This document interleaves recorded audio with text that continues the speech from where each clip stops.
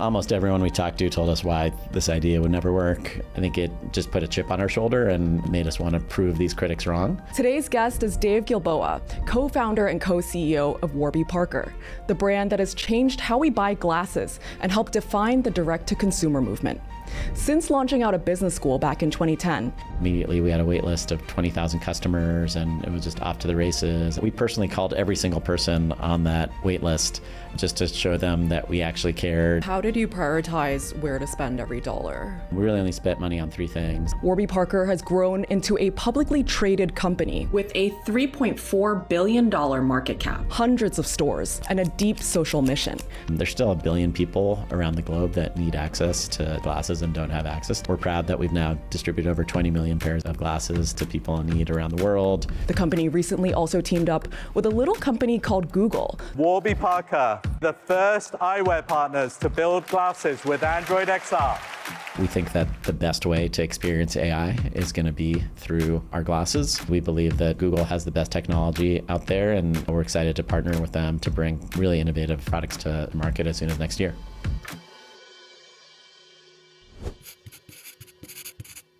Dave, thanks so much for joining us. Yeah, thanks for having me on. Can you kind of walk us through your background, where you grew up, and what shaped your ambitions early on? I was born in Sweden, but when I was a kid, moved to the U.S. To San Diego, and both my parents are doctors. My dad's a pediatrician, my mom's a dermatologist. They were both the first people in their families to go to college, and they really attribute their education as kind of the core reason that they created great opportunities for us as a family. And so they were very much encouraging of me and my sister to study in general, and in particular to study healthcare. And so growing up, I was 100% sure I was going to become a doctor. My only question was what kind of doctor? And I went to Berkeley undergrad. I was a bioengineering major, which meant I had to take all the pre-med classes. I took the MCAT, started to apply to med school, and was kind of all set to follow in my parents' footsteps. But while at school, a couple things happened. One is that a lot of things were changing in the healthcare industry in the late 90s, early 2000s when I was in school. HMOs, managed care, was kind of taking over, and just talking to my parents and their friends who were doctors, they all talked about the good old days before kind of bureaucracy set in and when they could really focus on patients. And for the first time started to question, is being a practicing physician like the only path for me? And at the same time, a bunch of my friends from college were going into other fields and being hired by firms. They said, you actually don't need to know anything about business, or you don't need to know anything about these fields that they're going into. They're just really looking for smart people, and they have great training programs. And so as a result of that, I did an internship at a strategy consulting firm called Bain my junior year of college, the summer between my junior and senior year. I really loved it. They gave me a full-time offer. And so I accepted that, and much to the disappointment of my parents, kind of went down the business path. And I thought it'd be, still wanted to do something to help people one day, but thought there might be a different path where kind of learning something about business, learning something about management, that I could combine that with healthcare one day, and it'd be just valuable to kind of understand how business works. And figured that going into kind of consulting or finance would be a great learning ground for that. So I spent 3 years at Bain, and then I moved to New York and worked for a merchant bank called Allen & Company that was starting their healthcare practice, and was helping a lot of healthcare companies raise money and make strategic decisions, and realized during that time that it seemed like the management teams were having a lot more fun than I was. And after a few years of being in financial services, felt like I'd learned a lot, and that was really kind of the time to go back and apply those skills with what I was really passionate about, which was kind of, helping people and doing something more healthcare related, and thought that going to a startup or starting a company would be a great way to do that. I didn't have any great ideas, so decided to apply to graduate school, and got into a dual degree program at Penn, where I would get my MBA at Wharton and then a master's of biotech through the engineering school, and thought that maybe I'd kind of come across an interesting idea or meet some interesting people in those endeavors. It was a kind of a unique opportunity in my late 20s when I was single. So I thought I'd take a few months off to travel before going back to school. And I This is showing my age, but I handed in my company-issued BlackBerry on my last day of work at Allen & Company, bought a one-way ticket to Hong Kong, and then traveled around for about 6 months, just kind of staying in hostels, no real plan, just depending on who I met or what kind of interesting endeavors I came across, would kind of choose where I was going to spend the next couple weeks. I'd spent that entire 6-month period traveling without a phone, which now seems really crazy. This was back in 2008, where it was only kind of semi-crazy. And every few days, I would find an internet cafe and send an email to my mom, so she knew I was still alive. But it was pretty freeing, especially having worked really crazy hours for a few years and always being connected, to just be able to live spontaneously. Along those travels, I ended up losing my only pair of glasses. I left them on a plane. So I came back to the U.S. About to start grad school, and I had to buy 2 things, a new phone and a new pair of glasses. I went to the Apple store. The iPhone 3G had just come out, and I bought that for $200, which was this magical device all of a sudden, especially not having had a phone at all for a few months. And before that, a BlackBerry, kind of all of a sudden had this supercomputer in my pocket.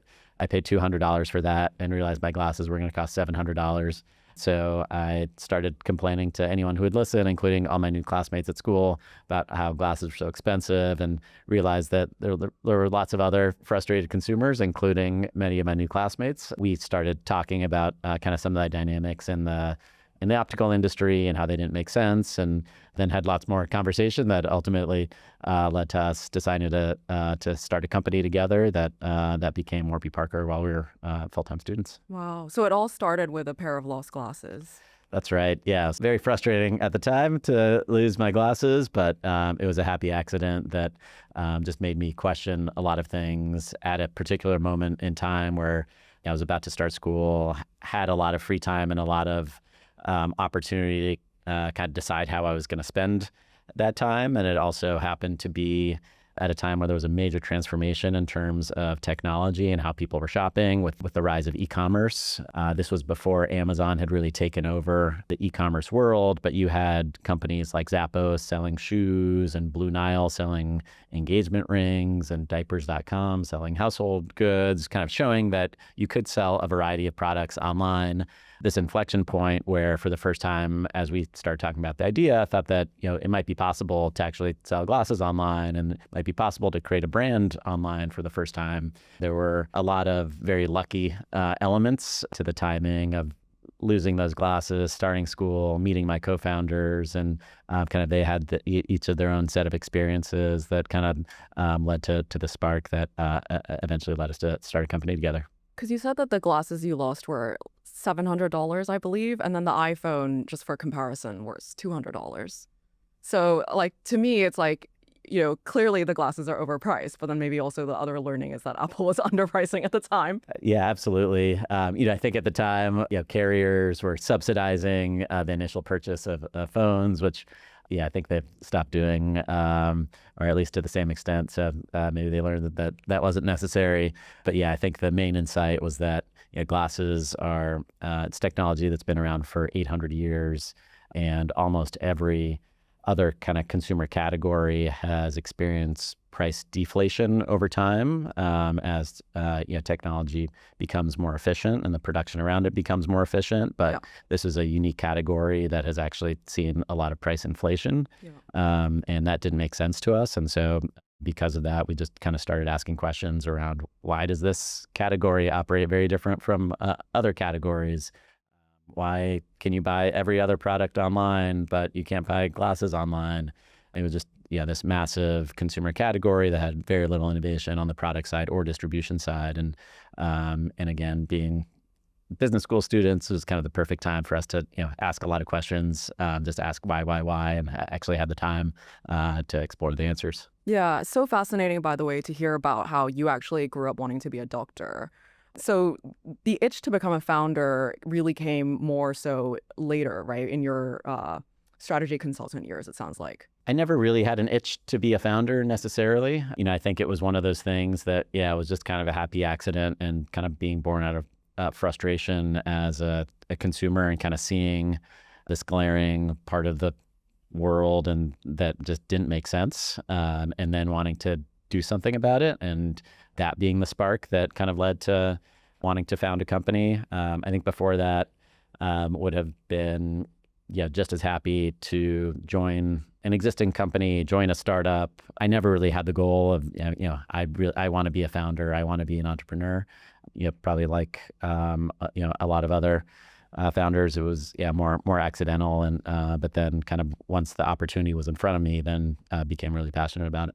So you got together with 3 of your buddies at Wharton, decided to start the company. And for those who don't know, how did you land on the name Warby Parker? The 4 of us were classmates. We were buddies first. We all kind of shared a frustration. We all had individual stories around why we were kind of frustrated eyewear consumers, either having lost glasses or broken them and not understanding why they were so expensive. And Neil, my co-founder and co-CEO, he had spent a few years running this great nonprofit called Vision Spring, where they would go to some of the poorest parts of the world that didn't have access to glasses or eye doctors, train locals to administer basic eye tests, and then have locals also sell subsidized glasses into those communities. And so he had been to factories where they were actually producing their own glasses for some of the poorest people on the planet on the same production lines using similar materials to glasses that would cost hundreds of dollars in the US. And so through kind of that work, we recognized that there's really big opportunity here. None of us had started a business before.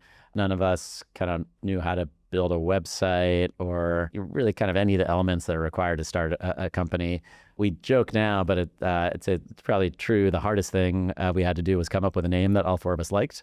At the time, there were some sites that were selling glasses online. They had names like $39glasses.com and gogglesforyou.com, and they were really focused on just price as a differentiator. They had really poor quality, really bad design and customer service. And we wanted consumers to feel like they weren't making any sacrifices when they were coming to us, that they were getting really high quality, beautiful products at a great price point with great customer service. We also recognize that glasses don't only help you see, but they're a really important fashion accessory. They're, for many people, it's the only thing that they wear on their face. Yeah. It tends to be kind of an expression of your personality. First and foremost, have to look good. And we wanted people to kind of think of a fashion brand when they heard our name. We didn't want to name the brand after ourselves for a few reasons, one of which we didn't think Gilboa Blumenthal really rolled off the tongue as a fashion brand. Sounds like a law firm. Yeah. Yeah. And so we spent about 6 months peppering our friends and family every day with different name options. What do you think about this? What do you think about that? We would have these hours-long brainstorming sessions and explored names ranging from different mythological creatures to authors or artists that we felt represented the brand ideals. And we ended up spending a lot of time talking about the Beat Generation writers. And coincidentally, the New York Public Library did an exhibit on Jack Kerouac's private journals. So I went to that exhibit at the main branch library. And it turns out he had written about all these really interestingly named characters in his journals that never made into any published works. And there were 2 names that jumped out at me. One was Warby Pepper and the other was Zag Parker. Just thought they were really unique and sounded sophisticated. And so I brought those back to Jeff and Andy. And I'd say for the first time in our exploration of like over 2,000 names, all 4 of us got really excited about these names. And we decided to combine the 2 and make it our own, to Warby Parker. And it also helped, especially when we were bootstrapping the business as full-time students, that the URL was available for $9 and there were no IP issues. And so we could trademark it and own it. Then really spent the next few months and years building a brand around it. Really fascinating. It's also a very endearing story because I know that Jack Kerouac has kind of like continued to play a theme, but more on that later. I have huge admiration for bootstrap founders, and I've read that the 4 of you initially pulled together $120,000 in savings to bootstrap the company, each putting in $30K. Is that right? That's right. Yeah. So each of us, when we went to business school, each of us had worked for 4 or 5 years, and we had kind of taken our life savings from a few years of working. We got so excited by this idea that we all agreed that we were going to kind of all pour our life savings into standing up this business. At the time, we talked to a lot of entrepreneurs and people that started successful companies, and they kind of deflated our expectations. So they said, just because you're excited about this doesn't mean that anyone else is going to care. And so you should be aware that, if you're putting your own money in or if you're taking money from other people, that's likely going to go to zero.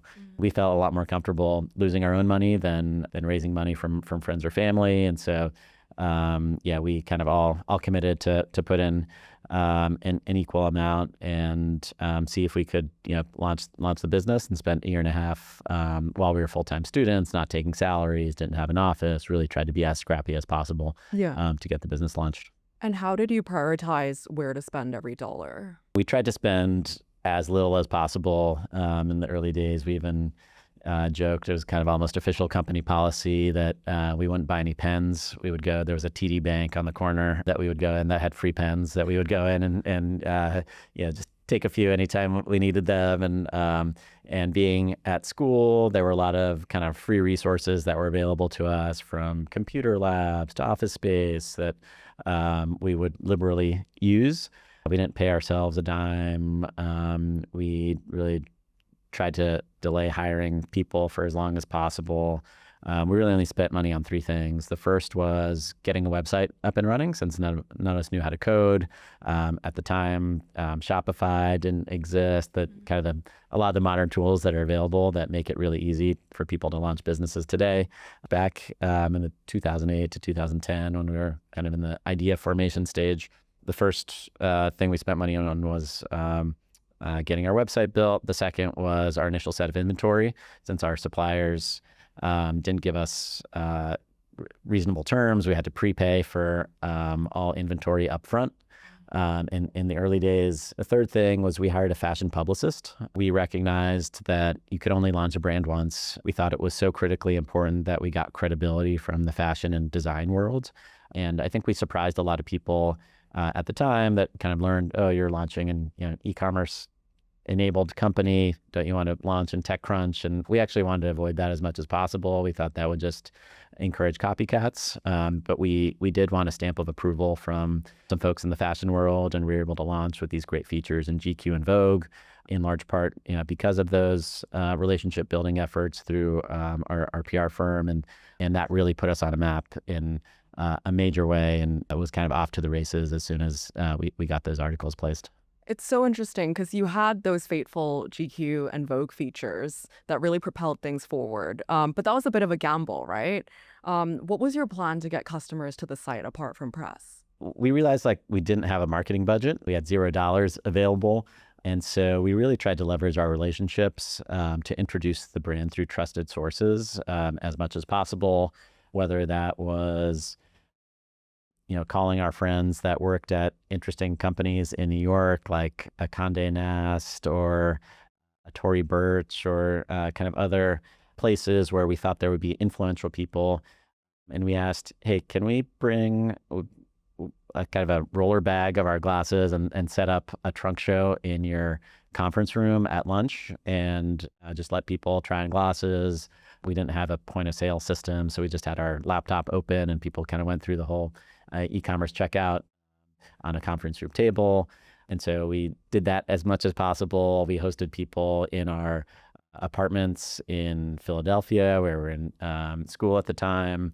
Our goal was just to introduce the brand through trusted sources, whether that was press or in person, and then blow people away by the customer service that we offered, and hopefully get those customers to tell other people. At the time, our customer service number, we just set up a Google Voice number that called all 4 founders' cell phones at the same time. We just spent 24 hours a day just handling customer orders, customer service, would fall asleep every night responding to customer emails, and really just wanted to go out of our way to show customers that we cared about them and wanted them to have a good experience. Yeah, working on a day and night, essentially. It's really interesting to hear about your takeoff phase, because Warby Parker had a wildly successful launch. I think I saw that there was a wait list of 20,000 customers by week 1. And I've heard Neil, your co-founder and co-CEO, say that the company hit its first year sales targets in 3 weeks. Is that right? That's right. Yeah, I think one of the, say, innovations that kind of really put us on the map and generated a ton of excitement, both from a press standpoint, but also from a customer standpoint, was our home try-on program. So, we spent a year plus developing our brand and designing our styles and really thinking about how we could sell glasses online. And we did a lot of surveys and testing with potential customers. We found that in spite of all the things that we thought were really compelling from a customer value proposition standpoint, that there was still a lot of skepticism about buying glasses online, especially from a new brand that people didn't know about. So, we asked, would you buy glasses if there was free shipping and free returns? And, some people said yes, but a lot of people said no. They're used to going in a store and trying them all on. So, well, what if they're $95, including prescription lenses, a fraction of what they're used to paying? And a few more people said yes, but there was still just a lot of skepticism. And then we got our product samples in and we wanted some feedback on them. So we invited people into our apartments and asked them to try on the glasses, and everyone that tried on the glasses said, oh my God, these are amazing quality. If these are $95, I would 100% buy these. And that gave us the insight that we should just send these out. We just need to get as many glasses on people's faces as possible. And we couldn't afford to open stores at the time. So we said, why don't we just ship our glasses to customers' homes and let them try them on, and then they can send them back to us along with their prescription, and then we can go ahead and make these glasses for them. So we introduced our home try-on program, and that really got a lot of attention, including in our initial GQ article that called us the Netflix of eyewear. This was back when Netflix was actually shipping DVDs and back and forth. It just generated a ton of press. We also found that when people got their home try-ons, they loved taking photos of themselves in all 5, and they would post it to, at the time it was Facebook. Instagram hadn't even launched yet. Yeah. And it was a great viral marketing kind of sensation, or people would have their glasses shipped to their office and ask their office mates which glasses looked best on them. And then the next day we'd get a bunch of home try-on orders for other people in their office. And so it was this kind of great viral marketing tool that also enhanced the individual customer journey. Because of that program, we just got a massive immediate attention. And I remember sitting in my classroom a few hours after we launched our website, the day that the GQ article came, and I had my phone set up to get a notification anytime we got an order. And the first order came in, and I got a buzz, and I let the other guys know that we got our first order, and everyone was super excited. And then 10 minutes later, another order came in, and then another order, then another order. And I realized by the time of the 90-minute class was up, we had taken more orders than we had inventory for. We didn't have any sold-out functionality or waitlist functionality. We'd never contemplated that would be a necessary function on the website. So we called an emergency meeting, and we discussed, do we take the website down? How do we handle this? And we called our one developer, who sometimes would disappear for days at a time, but he was available, and he was able to build some waitlist functionality that he put up. And immediately we had a waitlist of 20,000 customers, and it was just off to the races. And we had our sisters and brothers and wives and girlfriends, anyone that was available for a few hours to help process orders and respond to customers. And really wanted to make sure that kind of everyone that found out about the brand in those early days kind of walked away with a positive experience. Wow. So that must have been the moment that you really realized we're onto something here. But it's so interesting because I think I read that, is it true you didn't initially even send out the site to your own friends and family before the site launched? Yeah, none of us are technical, and we had lots of ups and downs. It still had lots of bugs in it, and not something that we really weren't proud. And there was kind of a whole roadmap to improve the site over the next few weeks. And then our publicist called us and said, hey guys, the GQ is hitting newsstands tomorrow. I just went to your site. It says coming soon. What's going on here? And this was in the middle. It was kind of, I think it was right around Valentine's Day, around Feb 14th. And we knew that GQ was coming out. It was the March edition. And so we thought we had until March. We didn't realize that the March edition actually comes out in Feb. Panic. So we kind of stayed up till 4 a.m. working with our developer, try to squash as many of the bugs on the site as possible. But it still wasn't something we were proud of. So my mom didn't know the site was live. Our best friends didn't know the site was live, but we just had to push go. These articles started hitting newsstands, and all of a sudden there's just a massive influx of orders, and it really caught us by surprise. We had been working for a year and a half to kind of get everything perfect, and then we just kind of had to let go and wing it from there. Well, no one goes through this without facing rejection. I think you kind of alluded to that just now. In those early days, what kind of pushback did you receive when it came time to approach, let's say, partners or vendors? And how did you navigate critics who seriously doubted the concept? Was there a specific mindset that you felt like you had to employ? Almost everyone we talked to told us why this idea would never work. We were all students at Wharton. There was a business school competition, and we've been working on this business plan, and we were really excited about it. And so we said, let's enter the MBA business plan competition. And we didn't even make the finals. And there were a lot of very successful alumni judges that provide very detailed feedback, and they provided a whole host of reasons why this idea would never work. That primarily that we were trying to do too much, and that it's hard enough to launch an e-commerce site. It's hard enough to launch a brand. It's hard enough to launch a company that has a social mission and a social enterprise. And doing all those things together is never going to work. Pick one lane. Be a retailer of other brands of glasses. Be your own brand of glasses, but sell through existing distribution channels. Start a either be a for-profit or nonprofit, but don't try to have a social mission as a for-profit business. There's too much new. Yeah, we recognize that there were really smart people that provided very thoughtful feedback. If we had been a solo founder, it's likely that we would have been really discouraged, and maybe so discouraged that it would have kind of caused us to not move forward with what we were building. But I think because there were four of us, we were immediately able to kind of pick each other up and say, like, yes, this is valid feedback, but here are the 5 ways that we're going to overcome these things. We really trusted each other. I think it just put a chip on our shoulder and made us want to prove these critics wrong.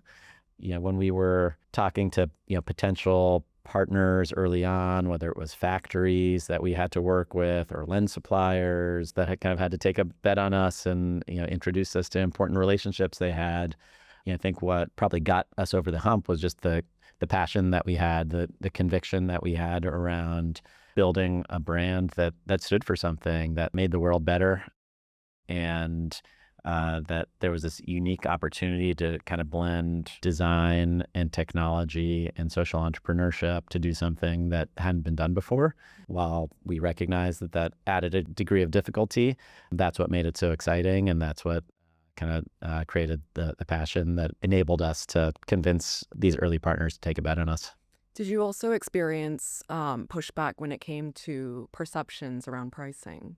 Yes, absolutely. Being in business school, we had an advantage of having access to some of the brightest minds in business, where the professors at Wharton are often paid sometimes millions of dollars by the biggest companies in the world to be consultants on everything from how to optimize their supply chain to how to optimize pricing. And we talked to every single professor, kind of got their advice on what we were building. And we were very open about our perspective and wanted people to poke holes in it. Remember distinctly, we walked into a pricing expert's office, and he knew nothing about glasses. We said, we're going to introduce this new brand. We're going to sell prescription glasses for $45. And he stopped us. He said, that's never going to work. We said, well, we have all these slides. We can showcase all our analysis, like why we think this is going to be really compelling to consumers and why we think it can make it work. He said, I don't need to look at those slides. I can tell you that your costs are going to be much higher than you think they are. And you're not allocating nearly enough money for marketing, especially for introducing something that is going to be new to the consumer landscape. You need to raise prices to account for both of those things. Of course, he was right. And we, with his help, we ended up doing a big conjoint analysis and a survey of consumers. And we found that likelihood that someone would purchase actually increased as the price went up. They thought $45 was just too low. It was, a tenth of the price of what people were used to paying. And that there was just way too much skepticism around the quality, paying a tenth of the cost.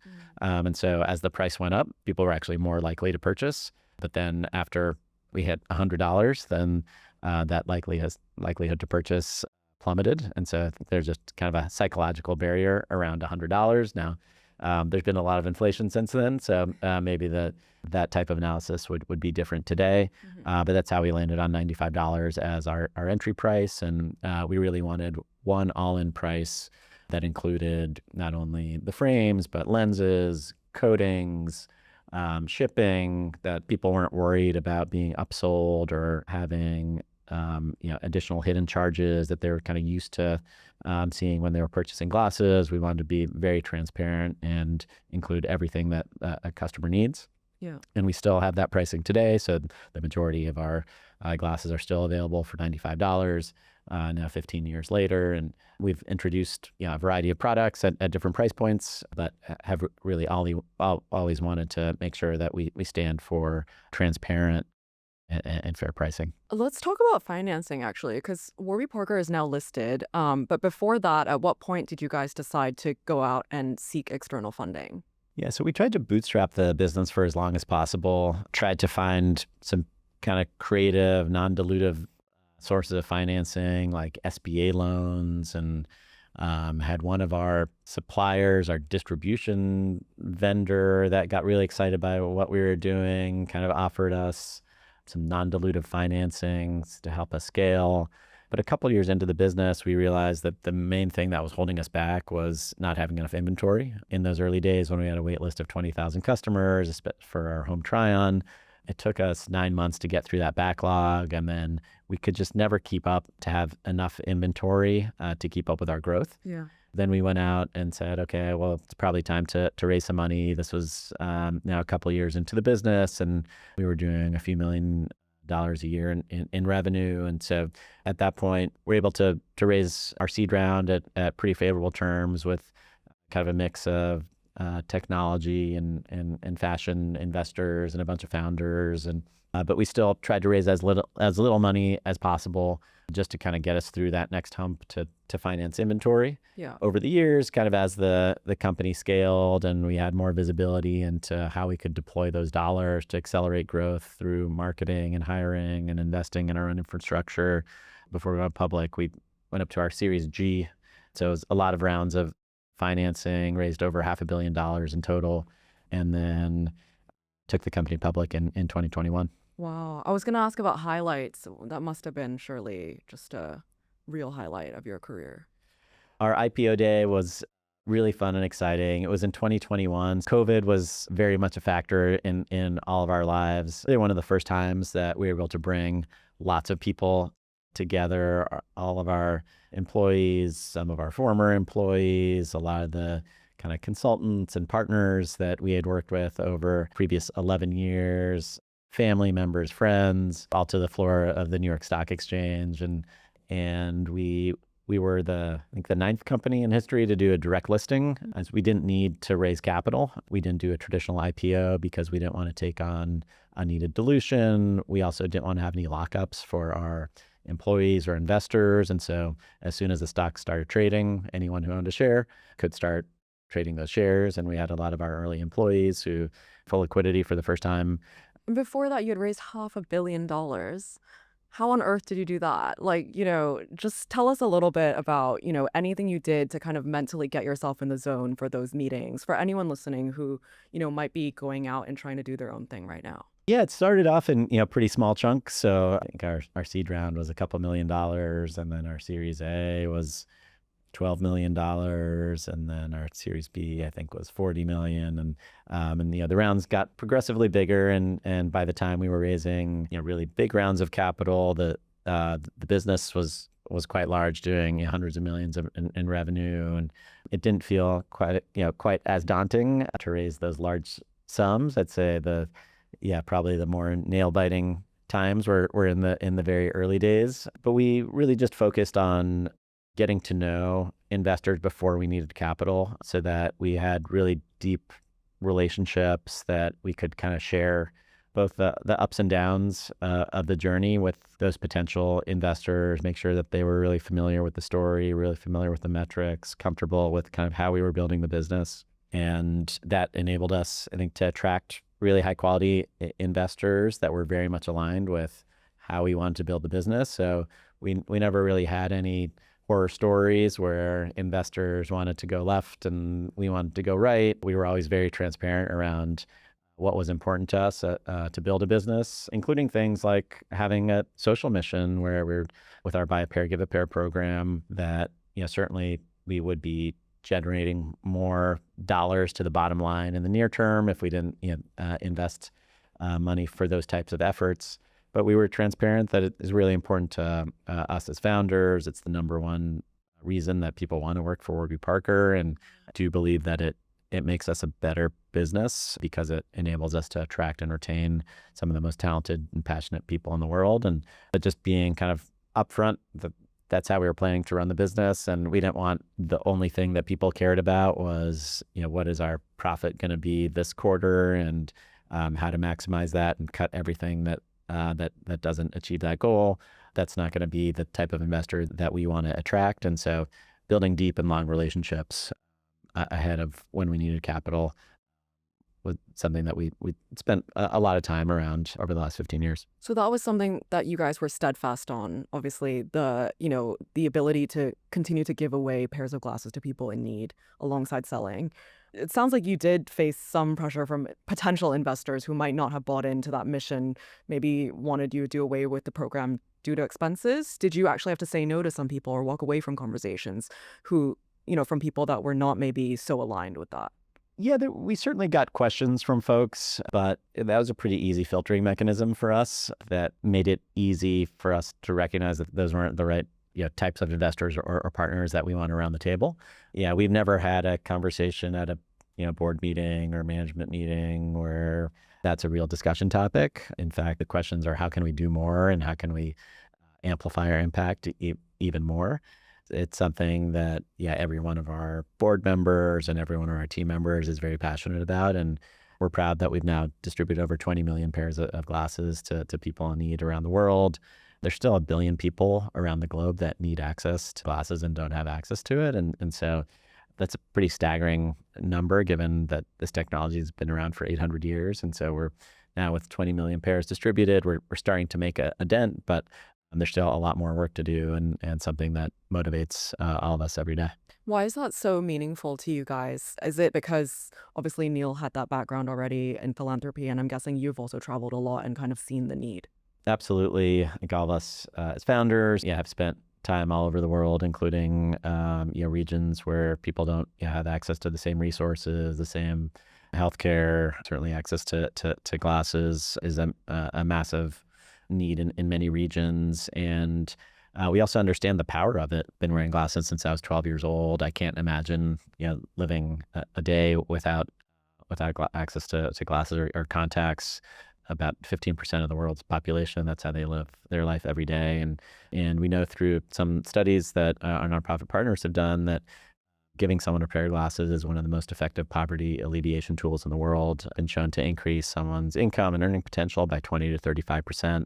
And what we find is that when that happens, those individuals tend to spend that increased earning potential on the health and education of their family. And so it not only helps them live their lives with dignity, but enables them to really transform the path for themselves and their families. And so, we've just seen how powerful these interventions are. And kind of once you see that, you can't unsee it. It continues to drive every decision that we make in the company. How can we grow faster so that our impact can grow faster? Really profound. I'm curious about the evolution of the model, Dave. Warby Parker has made its name, obviously, as an e-commerce pioneer, but you now have 300 stores, and brick and mortar has been a huge part of your focus in recent years, with an eventual goal of 900 stores. What made you want to shift more from online to offline? And is it true that actually about 2/3 of your sales actually come from physical retail? Yeah, so the majority of our sales now come from stores. I think we surprised a lot of people when we started opening stores, but for us, it was a natural evolution just from listening to our customers. Going back to the early days when we had our home try-on waitlist, we started getting calls from the week after we launched, and we started getting calls from strangers saying, I read about you in GQ or read about you in Vogue.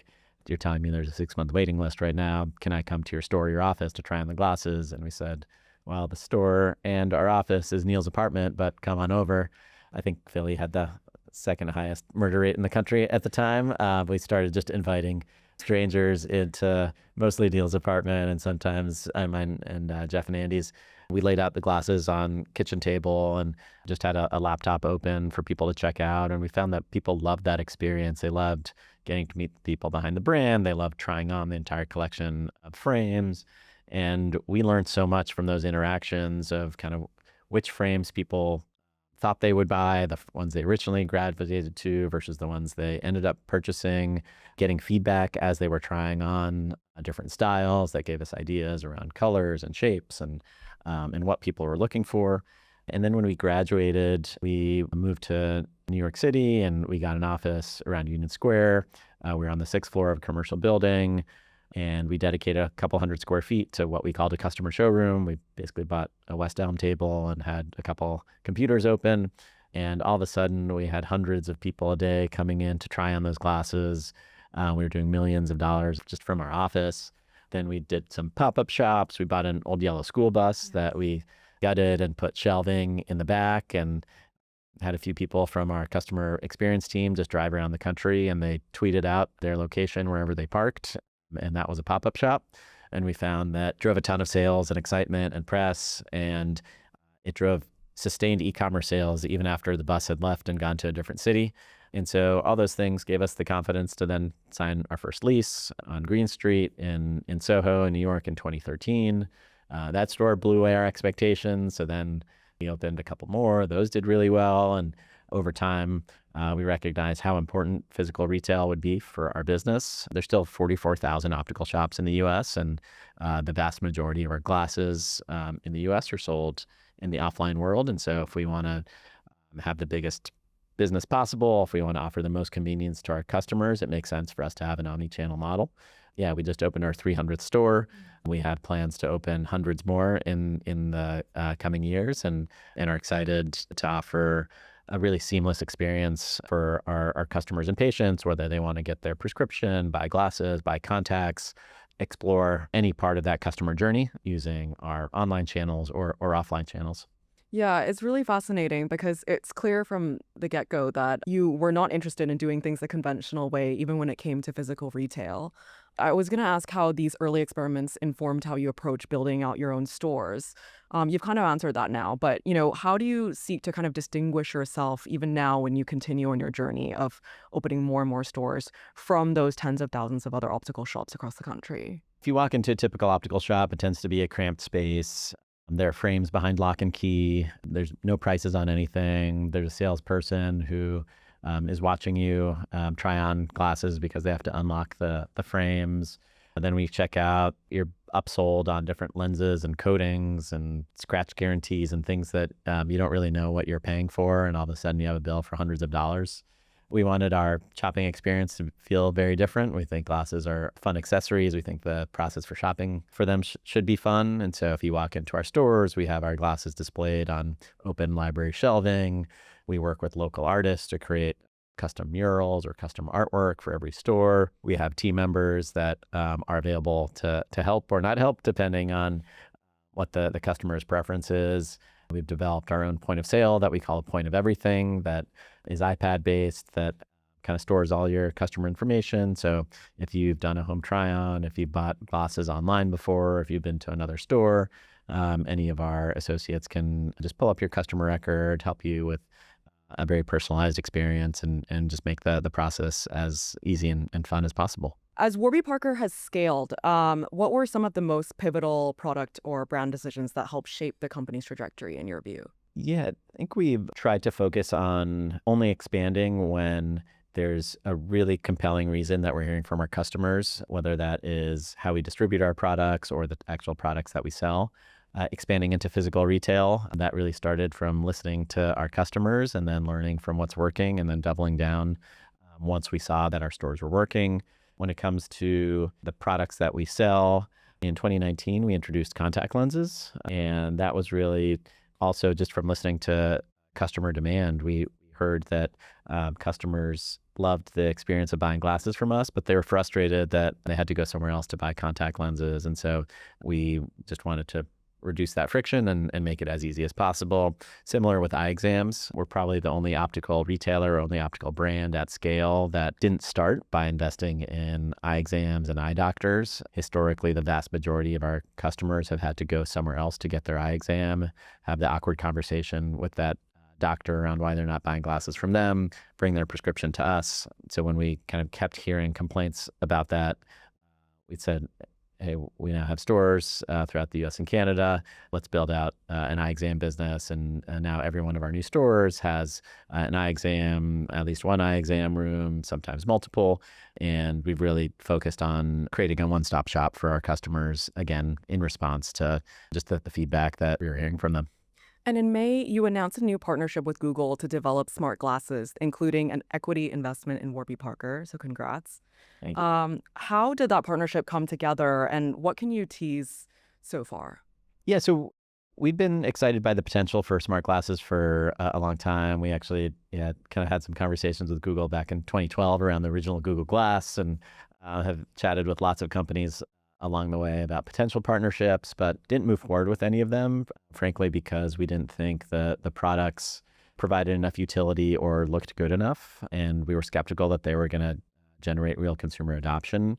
We think a couple things have changed. One is that the actual hardware technology has advanced to the point where you can fit batteries and cameras and speakers, chips into a frame that isn't much bigger than what I'm wearing today, that lasts all day.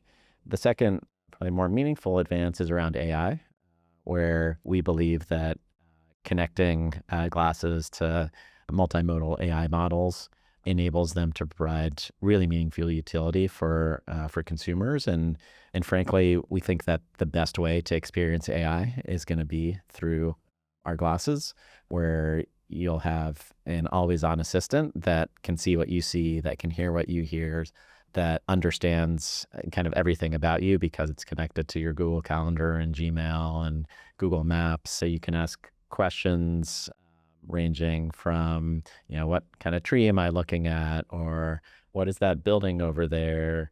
Or what kind of bird is chirping?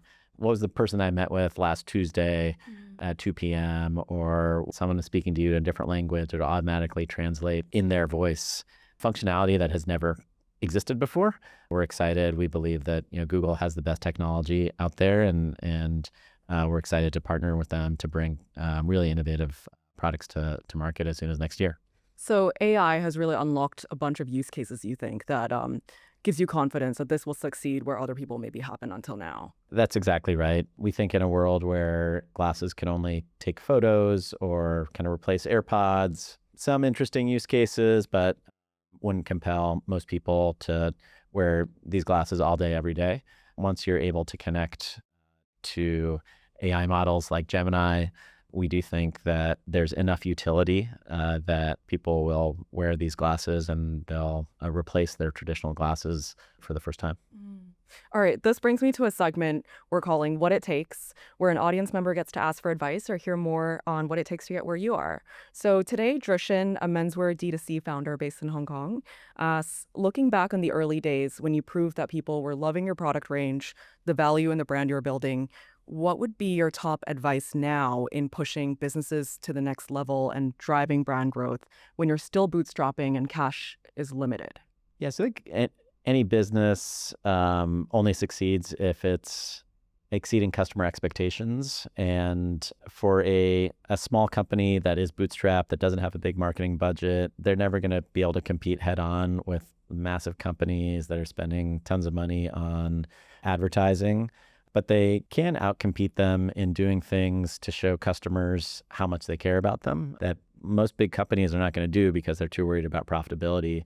In the early days, from us as founders, when we had a wait list of 20,000 customers, we personally called every single person on that wait list just to show them that we actually cared. And we offered, even though we had no money, we offered tons of people free glasses or discounts on glasses just because we wanted to make sure that everyone that kind of got excited about our brand walked away with a positive initial experience.